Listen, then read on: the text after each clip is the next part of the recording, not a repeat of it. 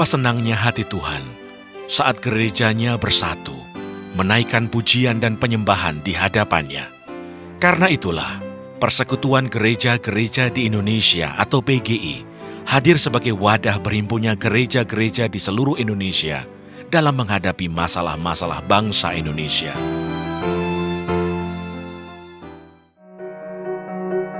PGI awalnya disebut dengan DGI atau Dewan Gereja-Gereja di Indonesia. DGI didirikan pada tanggal 25 Mei 1950 di Jakarta sebagai perwujudan dari kerinduan umat Kristen di Indonesia untuk mempersatukan kembali gereja sebagai tubuh Kristus yang terpecah-pecah.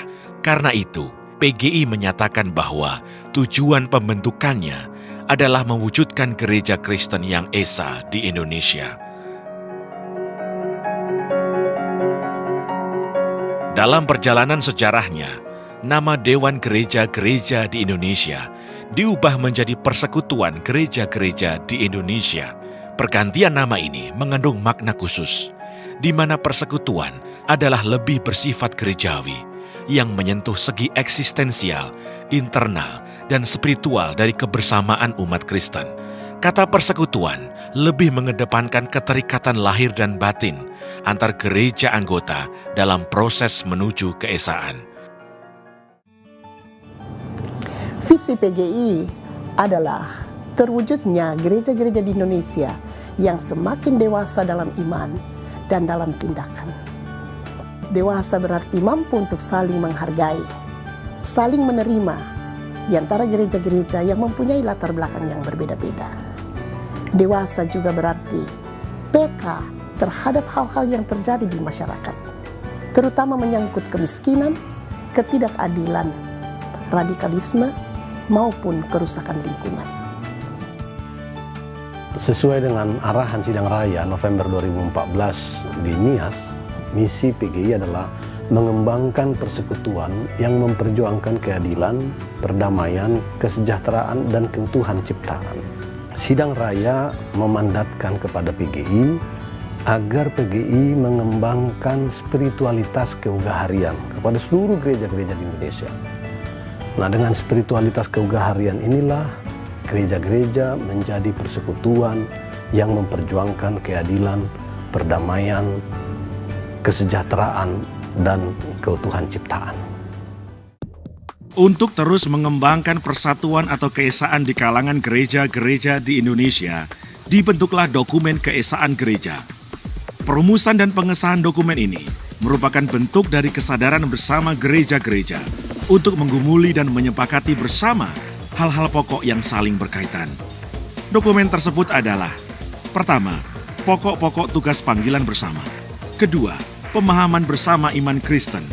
Ketiga, oikumene gerejawi yang memuat di antaranya piagam saling mengakui dan saling menerima serta kemandirian teologi, daya, dan dana. Yang keempat, tata dasar persekutuan gereja-gereja di Indonesia. Melihat keadaan dan situasi bangsa Indonesia, ada 4 isu permasalahan bangsa yang menjadi target pelayanan PGI, yaitu pertama, kemiskinan, kedua, ketidakadilan, ketiga, radikalisme, keempat, kerusakan lingkungan.